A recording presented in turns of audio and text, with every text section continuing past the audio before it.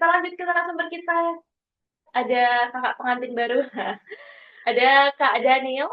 Hai Kak Daniel. Halo Fatika, Kak Daniel. Jadi teman-teman, Kak Daniel ini di tahun 2024 itu selesai menjalankan perkuliahan di PKN ya, di D4 ya, Kak Daniel ya.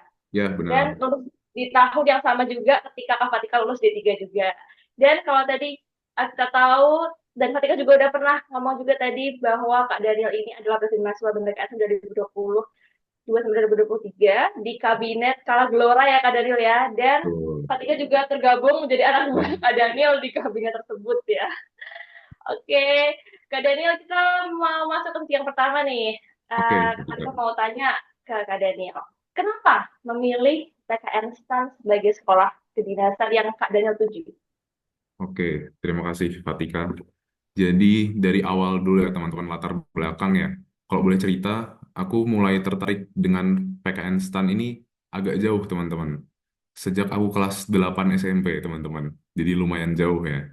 Kenapa sih waktu itu? Jadi ceritanya aku pernah dapet ada mata pelajaran ekonomi. Nah, jadi di situ kita tuh bisa belajar tentang bagaimana sih bisa mencapai kesejahteraan bersama, entah itu di suatu negara, kota, atau desa, dan lain sebagainya. Nah, terus di waktu yang nggak jauh berbeda, dulu almarhum ayah saya pernah cerita juga bahwa ada seorang saudara jauh yang lulusan dari STAN juga, dan kemudian ya menceritakan bagaimana perjuangannya saat itu berkuliah dan bagaimana karirnya saat ini, kurang lebih seperti itu. Dan itu juga membuat saya tertarik teman-teman untuk masuk dan juga memperjuangkan untuk bisa melanjutkan pendidikan di PKN STAN. Nah, di STAN ini kan sebenarnya yang kita pelajari itu ya berkaitan dengan pengelolaan keuangan, kemudian perekonomian, pajak, kesejahteraan masyarakat, dan lain sebagainya. Nah, mulai dari hal-hal seperti itu, membangun ketertarikan bagi saya pribadi, teman-teman, untuk bisa mencari tahu lebih banyak tentang PKN STAN, baik itu dari kakak kelas, dari media sosial, dan lain sebagainya. Waktu itu sebenarnya media sosial ini belum semasif sekarang ya teman-teman. Zaman saya SMA itu berarti di rentang tahun 2013 sampai 2016 itu belum semasif sekarang. Jadi sebenarnya banyak pertukaran info itu kita lakukan secara tatap muka, harus nanya langsung. Atau waktu itu zamannya masih BlackBerry Messenger ya, jadi BBM kakak kelas dan lain sebagainya. Belum semasif sekarang, tapi yang aku lihat juga dari teman-temanku yang emang udah minat masuk stan itu, ya mereka ada aja usahanya untuk mencari tahu. Jadi ini bisa jadi langkah awal juga yang teman-teman harus pahami bahwa nggak ada batasan yang bisa benar-benar membatasi kita selama kita punya niat untuk cari tahu dan mengulik lebih dalam. Mungkin itu dulu Fatika ya. Oke, berarti memang dari kelas 8 SMP ya Kak Betul, Daniel ya. seperti Tentang itu. ekonomi, terus ya dulu masih zaman-zaman BBM ya. Benar banget, Jadi memang ya. harus aktifnya dari BBM ya kalau mau cari tahu informasi Iya, ya Kak Daniel ya. Oke, kita lanjut dulu untuk pertanyaan yang kedua. Gimana nih persiapan Kak Daniel dalam mungkin mengikuti tes-tes dulu waktu mau mempersiapkan seleksi kedinasan PKN STAN, dan mungkin boleh cerita nih hal-hal yang unik atau menarik versi Kak Daniel apa? oke. Nah, jadi waktu itu sebenarnya seperti yang tadi diceritain Zaki ya teman-teman, anak-anak di SMA aku juga pada lebih banyak punya preferensi untuk lanjut kuliah tuh ke UGM, ITB, UI dan lain sebagainya. Jadi eh, yang ingin masuk ke perguruan tinggi kedinasan, baik itu STAN, STMKG, IPDN, STIS dan lain sebagainya itu masih tidak sebanyak yang ingin lanjut ke PTN terutama PTN besar ya teman-teman. Nah, jadi itu bisa dibilang jadi tantangan tersendiri juga buat kami untuk mencari bimbel juga. Jadi waktu itu saya seperti Zaki juga memang merasa butuh bimbingan belajar. Dan apalagi saat itu saya juga, ini kebetulan saya ada banyak kesamaan nih sama Zaki. Dulu saya waktu SMA juga ketua MPK ini. Jadi bisa seperti itu ya. Dan karena banyak sekali kesibukan, nggak terasa tiba-tiba udah kelas 12 dan saya merasa untuk bisa mencapai suatu tujuan yang besar dan sulit, itu saya nggak bisa mengandalkan diri saya sendiri, teman-teman. Memang kita sebagai masyarakat yang beragama, percaya pada Tuhan, juga pastinya berdoa. Tapi kalau kita berdoa tanpa usaha, itu juga sama saja bukan apa-apa kan teman-teman. Jadi saya juga mencari bimbingan belajar yang bisa mengakomodir, dan waktu itu sebenarnya sudah ada. Kalau teman-teman mungkin tahu ada yang logo warnanya oranye, nggak saya sebut namanya. Nah, itu saya pingin daftar itu, tapi sayang sekali sudah sold out kursinya. Dan itu udah hamin sebulan sebelum tes tahap pertama. Waktu itu tahap pertama itu adalah tes potensi akademik dan juga tes bahasa Inggris. Nah, karena itu saya akui sebagai kesalahan saya, teman-teman. Karena saya udah tahu butuh belajar untuk masuk PKN STAN, tapi saya nggak segera mungkin booking bimbel dari jauh-jauh hari. Nah, saya tidak mempertimbangkan adanya risiko kehabisan kursi itu. Karena tadinya ngira, oh, yang mau masuk ke dinasan tuh nggak banyak kok. Tapi ternyata bimbelnya sold out juga loh. Jadi ketika udah ada kondisi seperti itu kan kita nggak bisa apa-apa, teman-teman. Jadi adalah jauh lebih baik untuk kita bisa mempersiapkan segala sesuatunya jauh-jauh hari, karena dalam melanjutkan pendidikan dari SMA ke kuliah itu ada banyak sekali faktor yang bisa mempengaruhi hasil akhir dari keinginan kita. Mungkin kita berencana untuk belajar sendiri aja karena ngerasa eh, contoh soal dari kakak kelas itu seperti itu aja. Tapi tiba-tiba nanti pada saat ujian kok ada variasi yang berbeda lagi ya. Itu nantinya akan membuat kita menyesal di kemudian hari karena nggak mempersiapkan dengan sebaik-baiknya. Seperti kata pepatah kan, sedia payung sebelum hujan. Nah, karena adanya kesalahan saya saat itu untuk menunda-nunda daftar bimbel, akhirnya saya eh, menebusnya dengan mengontak kakak kelas saya yang saat itu sudah masuk di Pekenstan, kakak kelasnya angkatan 2015. Jadi saya coba minta buku yang dulu dia pakai untuk belajar, kemudian mencari informasi tentang tryout maupun workshop yang diadakan oleh kakak kelas maupun oleh bimbel. Nah, selain itu saya juga eh, seperti yang ada di gambar ini ya teman-teman ya. Selain belajar, karena saat itu ada tes kesehatan dan kebugaran, saat ini juga ada ya. Jadi saya juga mengupayakan, walaupun belum tahu apakah bakal lulus tes potensi akademik atau tidak, tapi saya juga harus mempersiapkan dulu fisik saya ya dengan cara olahraga, istirahat cukup, makan bergizi. Dan itu saya lakukan, saya usahakan setiap hari paling nggak bisa dapat lari 12 menit. Karena saat itu ambang waktu larinya adalah 12 menit. Nah, jadi saya mencoba membayar kesalahan yang saya lakukan sebelumnya dengan mempersiapkan tahapan kedua jauh-jauh hari, walaupun belum tahu apakah akan lulus tahap pertama. Tapi ya menurut saya nggak masalah selama saya masih punya waktu, masih punya tenaga, nggak ada salahnya mengusahakan itu daripada nanti saya menyesal lagi. Karena pada saat itu teman-teman, eh, jarak tes dari tahap pertama ke tahap kedua tuh hanya 2 minggu. Nah, kalau kita pikir-pikir dengan logika sederhana, emang bisa ya, kita bisa merubah endurance tubuh manusia dari yang awalnya nggak tahan lari jadi kuat lari hanya dalam waktu 2 minggu, kan nggak bisa kan? Jadi kita harus mempersiapkannya jauh-jauh hari juga, teman-teman.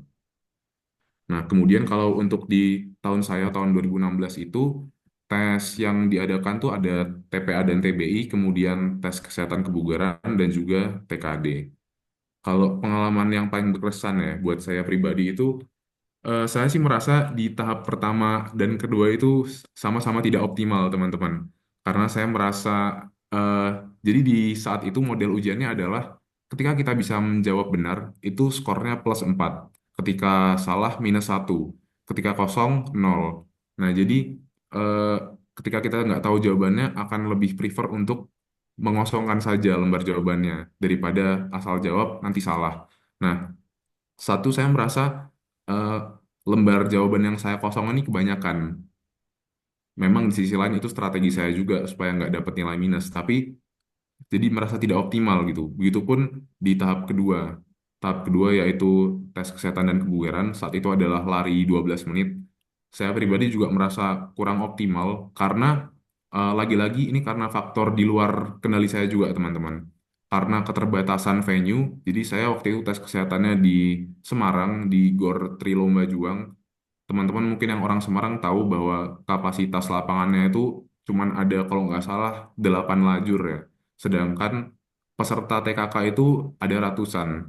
Jadi mau nggak mau ada orang-orang yang dapat jadwal ujiannya di pagi hari, ada yang kebagian di siang hari saat matahari lagi panas-panasnya.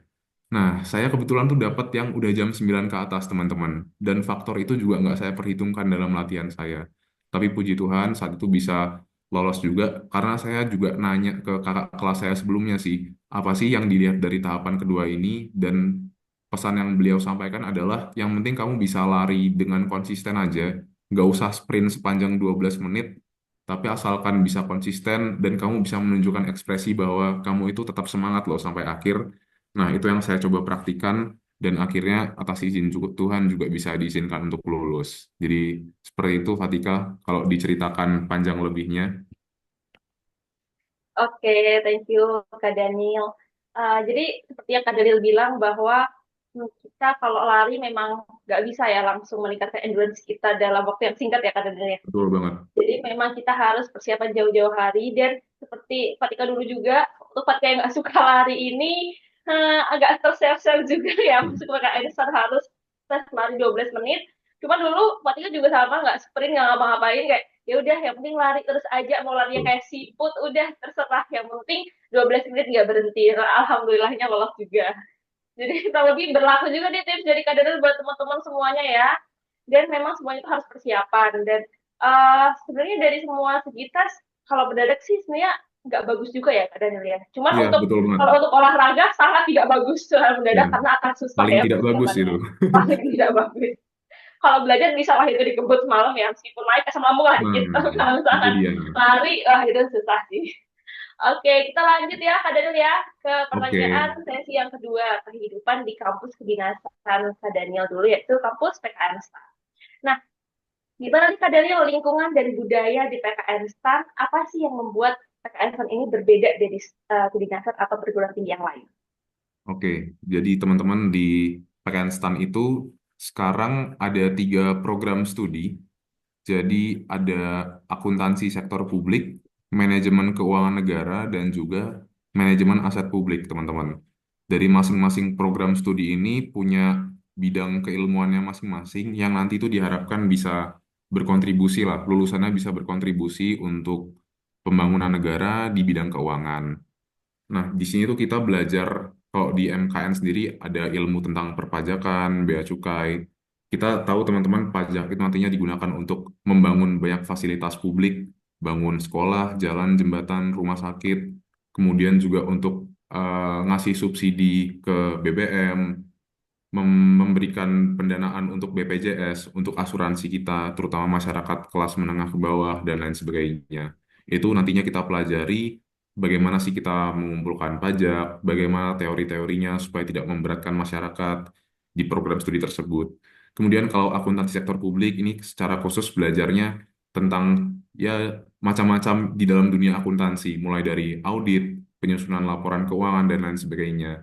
Ini lebih banyak digunakan nantinya dalam berkaitan dengan pencegahan korupsi biasanya teman-teman. Karena ataupun penanganan korupsi, karena kan biasanya kita kerugian negara itu ketahuan ketika suatu lembaga laporan keuangan diperiksa. Nah, jadi kalau teman-teman tahu ternyata itu di balik penetapan suatu tersangka korupsi itu ya ada anak-anak lulusan STAN di dalamnya, karena mereka yang melakukan audit laporan keuangannya, apakah itu udah sesuai standar atau belum. Jadi bisa dibilang ini salah satu program studi yang strategis juga. Kemudian ada juga program studi manajemen aset publik. Di situ kita belajar nantinya tentang bagaimana sih menilai aset negara. Kalau teman-teman tahu, aset negara kita tuh bukan cuman uang, teman-teman. Bukan cuman gedung maupun jalan. Tapi aset negara kita tuh juga gunung, danau, tambang emas, dan lain sebagainya. Nah, jadi itu juga perlu kita nilai, teman-teman. Bahkan perkebunan, sawah, dan lain sebagainya, itu juga perlu kita nilai. Untuk apa sih? Kalau dalam era perekonomian sekarang, yaitu biasa digunakan buat keperluan investasi. Kemudian ketika negara kita, mungkin ini sedikit sensitif ya, tapi juga ketika akan ada melakukan pembiayaan atau utang dari luar negeri, seperti itu. Jadi kita kan perlu juga tahu nih, Indonesia nih dalamnya ada apa sih? Dan hal seperti itu yang mengerjakannya kebanyakan adalah anak-anak lulusan STAN dari jurusan ini. Oke, slide selanjutnya.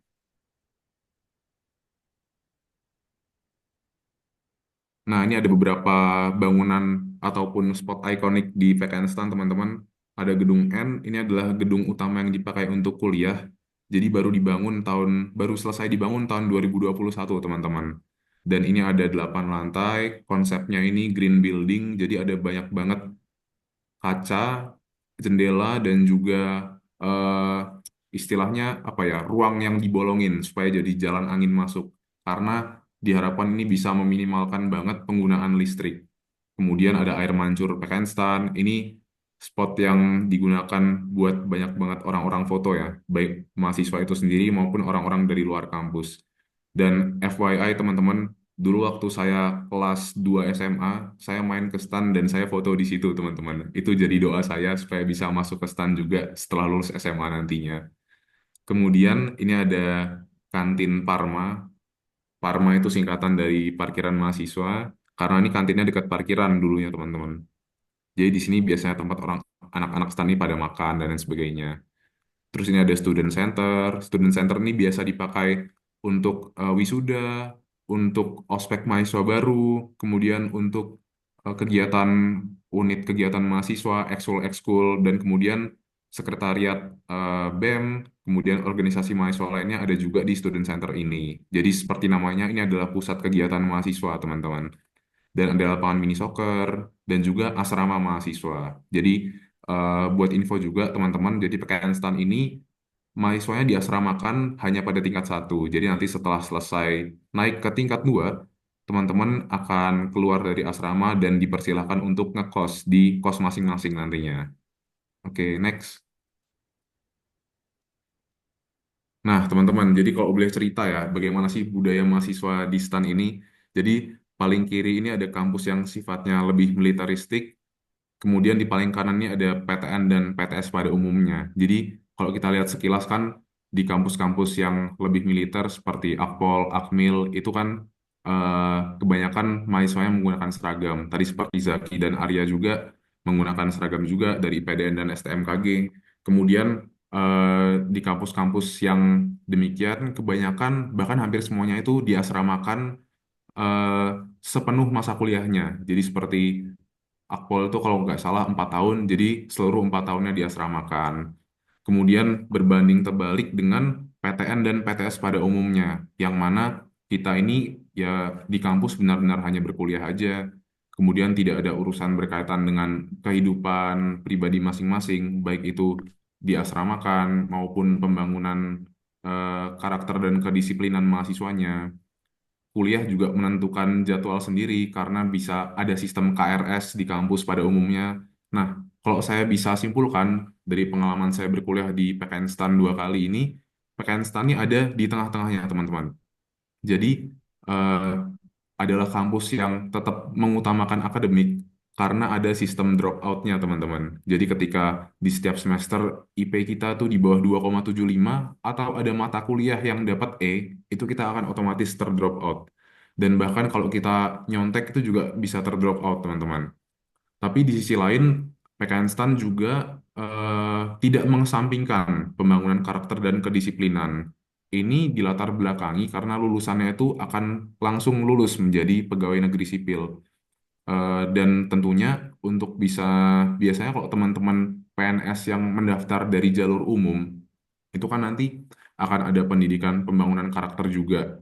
Nah, dari PKN STAN ini sudah diberikan sejak masa kuliahnya. Jadi harapannya itu bisa menjadi nilai lebih bagi mahasiswanya, bagi lulusannya untuk bisa langsung memberikan kontribusi yang maksimal di unit kerja nantinya.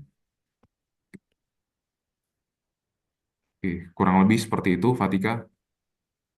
Oke, terima kasih Mas Daniel. Tadi sudah diceritakan bahwa di PKN tentu ada banyak tadi spot ikonik ya. Ada air mancur, ada gedung N yang baru jadi juga, yang sekarang jadi gedung perkuliahan. Dan sebenarnya di mana sih posisi dari PKN STAN ini di antara uh, kedinasan yang lain-lain dan juga di antara PTN atau PTS.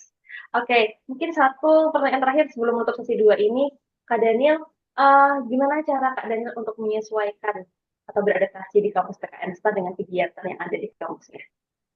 Oke, jadi tentang cara menyesuaikan, saya pribadi juga sangat kesulitan di awal ya teman-teman ya. Saya pribadi ini backgroundnya di SMA IPA. Jadi setiap hari kan makanannya ya fisika, kimia, matematika, mentok-mentok hafalannya biologi aja, ngafalin organ tubuh, saluran darah, dan lain sebagainya gitu kan. Tiba-tiba masuk STAN ini kita harus belajar tentang peraturan. Karena walaupun namanya akuntansi ya, akuntansi kan kita ngiranya bikin laporan keuangan berkaitan dengan angka. Ternyata itu hanya sebagian kecil aja teman-teman. Di lingkup pemerintahan itu apa-apa harus dilakukan berdasarkan peraturan untuk menjamin semua proses tata kelola ini berjalan dengan benar gitu ya. Nah, jadi ketika masuk nih saya harus belajar tentang peraturan pajak, kemudian peraturan perbendaharaan, kemudian peraturan-peraturan lainnya tentang kode etik pegawai negeri dan lain sebagainya. Itu semua hafalan teman-teman. Dan buat saya pribadi yang di SMA-nya tidak dominan menghafal di sekolahnya, ini adalah tantangan yang sangat besar. Waktu itu, awal-awal tuh saya sangat struggle sampai setiap mau menghafal harus bikin rangkuman di satu kertas binder. Itu kan makan waktu sangat banyak ya teman-teman ya. Padahal sebenarnya ketika kita sudah terbiasa menghafal, kita bisa baca aja, kemudian udah masuk di otak, dan bisa kita gunakan pada saat ujian nantinya. Tapi itu setiap orang punya tantangannya masing-masing, dan saat itu tantangan paling besar yang saya rasakan adalah di menghafal tersebut. Nah, tapi saya ingat juga sebuah quotes yang pernah dibagikan seorang senior saya. Jadi quotesnya adalah repetition is mother of every skill. Atau kalau di bahasa Indonesia kan, jadi pengulangan itu adalah induknya dari segala keterampilan. Jadi kalau kamu mau bisa melakukan suatu hal, ya latih terus dirimu melakukan itu. Kalau emang pingin bisa jago dalam aturan-aturan pajak, ya baca terus aturannya. Terus baca pada saat kamu, entah mungkin nggak cuma di kelas, tapi kalau kamu lagi gabut di kosan, lagi makan, atau mungkin lagi rebahan, ya baca terus. Mungkin orang-orang akan berpikir itu sebagai sesuatu yang nerd ya. Tapi kalau aku melihat bahwa kita semua punya tantangan dan kebutuhan masing-masing. Jadi tidak ada yang nerd ketika kita tahu untuk apa kita melakukan itu. Dan dimanapun, apapun wujudnya, belajar itu nggak pernah salah teman-teman. Jadi eh, sangat penting untuk bisa memastikan kita tahu kelemahan kita ada di mana dan tahu solusinya itu apa. Dan bahkan kalau bisa kalian terus ulang latihan terus sampai kalian bosan dan sampai suatu saat kalian berpikir, wow, ternyata aku udah bisa ya melakukan ini. Kurang lebih seperti itu, Fatika. Oke, jadi key points dari kalender ini repetisi ya. Ya, dan mungkin kaget juga karena khawatir dulu juga IPA tiba-tiba dihantam dengan Sama mata ya. kuliah akuntansi dan lain-lainnya memang agak shock di awal-awal sih ya. Dimana kita kan basicnya ada yang menghafal, tiba-tiba disuruh menghitung, ada yang Betul, menghitung, ada dapat mata kuliah yang menghafal, ada yang menghafal sama menghitung jadi satu di ujian juga betul ada banget. gitu. Oke, thank you Kak Daniel sudah bercerita di sesi satu dan sesi 2. Sampai jumpa lagi nanti di sesi 3. Nah, untuk teman-teman semuanya, tadi kita sudah berbincang-bincang dengan Kak Zaki, Kak Arya, dan Kak Daniel terkait dengan gimana kehidupan kampusnya, gimana cara menyesuaikan di kampusnya juga. Nah, teman-teman semuanya, sebelum kita lanjut ke sesi yang ketiga, ada tentang temanya role model dan leadership, di mana kita akan membahas gimana struggle dan gimana apa ya, istilahnya perjuangan kakak narasumber di sini sebagai pimpinan eksekutif di kampus kedinasan masing-masing. Oke, Kak Daniel, gimana nih perjalanan Kak Daniel sampai akhirnya menjabat menjadi presiden mahasiswa dan apa motivasi Kak Daniel? Kenapa sih Kak Daniel memilih untuk menjadi pemimpin yang mana itu kan pasti harus menjadi role model dong untuk orang lain. Silakan Kak Daniel.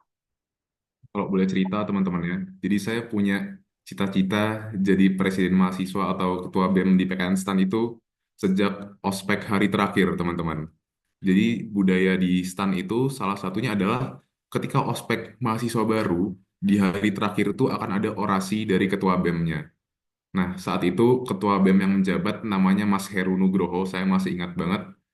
Dia berorasi dengan sangat lantang, sangat membakar semangat. Semangat ini bukan cuma semangat untuk mengikuti ospek sampai selesai ya, tapi semangat untuk bisa mengikuti perkuliahan dengan serius, bukan cuma fokus di akademik aja, tapi harus bisa mengembangkan diri dan juga untuk bisa eh, berkontribusi semaksimal mungkin buat negara. Karena pada konsepnya adalah kita ini nanti disekolahkan secara gratis dengan harapan bisa memberikan return atau manfaat kembali kepada negara. Jadi negara udah keluar uang buat nyekolahin kita, nanti setelah lulus ya kita harus bisa memberikan pemikiran, jasa, kemudian produk-produk lainnya dalam bentuk apa yang kita lakukan sebagai ASN. Atau kalau yang waktu itu dibilang adalah menjadi obat bagi negara kita yang sedang sakit, teman-teman.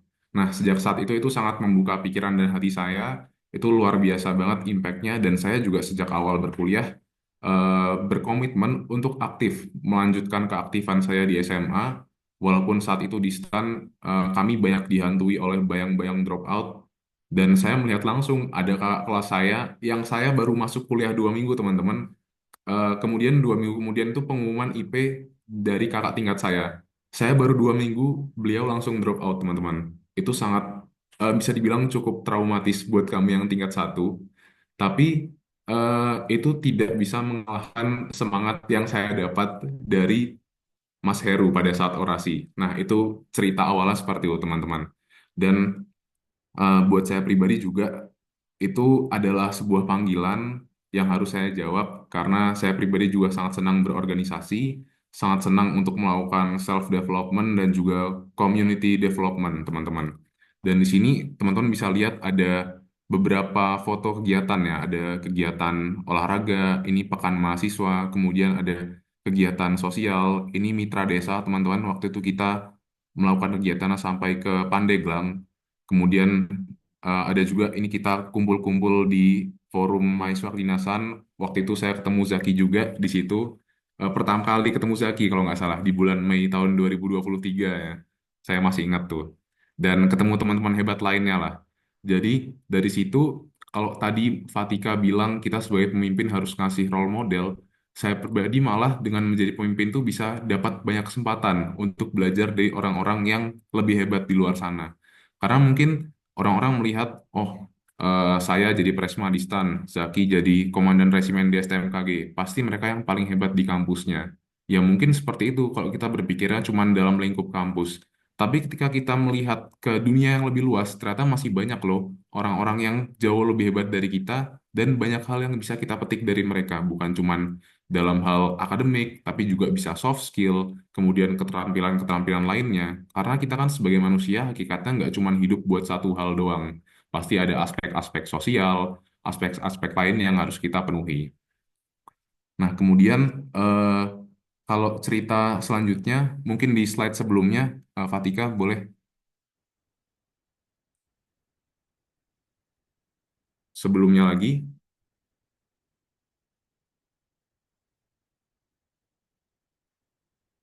Oke, sambil menunggu sebelumnya, yang tadi ada tulisan Road to PKN Stand 1, saya bikinnya itu ya. Jadi, nah ini dia teman-teman. Jadi di STAN itu pemilihan ketua BEM-nya kurang lebih sama seperti di negara kita, pakai sistem seperti pemilu atau di kampus biasa dikenal sebagai pemira. Jadi kalau boleh cerita perjalanan singkatnya, jadi di STAN itu teman-teman yang boleh menjadi ketua BEM adalah mahasiswa D4 tugas belajar. Nah, jadi tugas belajar itu adalah posisi bisa dibilang mahasiswa yang juga nyambi sebagai pegawai. Jadi dulu itu sebelum tahun 2021, PKN STAN ini hanya membuka program studi D3 dan D1. Jadi pada saat saya lulus D3 di 2019 pun sebelum itu saya nggak bisa menjadi ketua BEM. Jadi satu-satunya cara untuk saya bisa mengabdi sebagai ketua BEM adalah dengan kembali lagi ke kampus mengikuti ujian masuk tugas belajar di D4. Dan puji Tuhan saat itu saya diizinkan untuk bisa kembali lagi di kampus tahun 2022. Sejak awal pada saat seleksi wawancara, menulis motivation letter, saya juga selalu menyinggung niat saya untuk bisa kembali ke kampus dan mengabdikan diri di Badan Eksekutif Mahasiswa. Dan pada saat itu saya bertemu dengan partner saya namanya Argi, mahasiswa tingkat 2 saat itu, dan ini bisa teman-teman lihat, ini foto-foto pada saat kami kampanye, pada saat eh, sesi wawancara dengan UKM radio di kampus, dan juga ini pada saat debat publik. Selanjutnya teman-teman. Nah, ini adalah foto pada saat saya dulu dilantik, teman-teman. Jadi, eh, ini menyimpan banyak sekali memori buat saya. Dan seperti yang saya bilang tadi, ini adalah pengalaman yang membuat saya banyak sekali belajar dari orang-orang hebat di sekitar saya. Jadi, eh, memang seperti yang tadi Zaki bilang, memimpin itu adalah menderita. Tapi nggak masalah kita menanggung beban yang berat ketika ada banyak orang yang bisa merasakan manfaat dari itu loh. Karena kalau boleh sedikit cerita juga teman-teman, pada saat itu saya masuk kembali ke STAN itu kondisinya baru selesai COVID. Jadi seluruh kegiatan mahasiswa ini benar-benar mati karena juga nggak boleh ada aktivitas fisik. Dan saya ketemu dengan banyak teman-teman yang juga punya semangat yang besar. Saya ketemu Fatika juga saat itu jadi kepala biro humas saya di BEM waktu itu. Ketemu juga sama Mas Brian saat itu jadi ketua angkatannya eh, program studi D3 dan bersama teman-teman lainnya juga kita saling tolong-menolong, kita punya tujuan yang sama untuk bikin kampus kita nih jadi ekosistem yang bisa mengembangkan diri juga loh. Bukan cuman seperti sekolah-sekolah yang mengutamakan sisi akademik, tapi kita juga bisa dapat banyak hal dari aspek non-akademik dari PKN STAN ini. Dan kalau boleh cerita sedikit teman-teman, memang Bapak Ibu yang generasi di atas kita ini aspek kreativitasnya tidak sebanyak kita. Jadi bisa dibilang pengelola kampus pada saat itu juga kurang terlalu concern terhadap kegiatan kemahasiswaan karena mereka juga bekerja berdasarkan instruksi dari atas. Tapi dengan kita para mahasiswa memberikan masukan-masukan, memberikan pandangan, oh ternyata kalau nanti kampus dibuat seperti ini, manfaat baiknya tuh bisa menghasilkan A, B, C, D loh. Itu nanti juga yang mendapatkan nama baik juga kampus juga. Selain itu juga bisa mengembangkan mahasiswa yang nantinya akan langsung lulus menjadi PNS. Karena dalam bekerja nantinya teman-teman, kita tuh nggak akan cuman pakai teori-teori dan hafalan yang kita dapat dalam kampus. Kita akan lebih banyak menggunakan ilmu komunikasi, ilmu organisasi, ilmu manajemen, dan lain sebagainya. Itu adalah ilmu-ilmu yang nggak bisa kita dapatkan sebatas belajar di belakang meja, teman-teman. Itu harus kita dapatkan dengan berinteraksi, dengan bergaul, dengan ikut kegiatan yang bisa mengolah rasa, mengolah raga, mengolah pikiran, itu semuanya bisa kita dapatkan dengan kegiatan-kegiatan di luar ruang kelas. Dan kalau boleh, ini ada suatu kutipan lagi teman-teman. Kenapa sih IP itu cuma 4? Karena 96 sisanya kita dapatkan dari luar kelas. Jadi dari angka 100 itu cuma 4 yang kita dapat dari dalam kelas. Kurang lebih seperti itu. Saya kembalikan lagi ke Fatika. Oke, terima kasih Kak Daniel. Jadi kalau misalkan Kak Daniel jadi presiden mahasiswa itu memungkinkan Kak Daniel untuk apa ya, kayak menjadikan ternyata banyak orang-orang di luar yang lebih hebat yang bisa menjadi role model juga untuk Mas Daniel ya.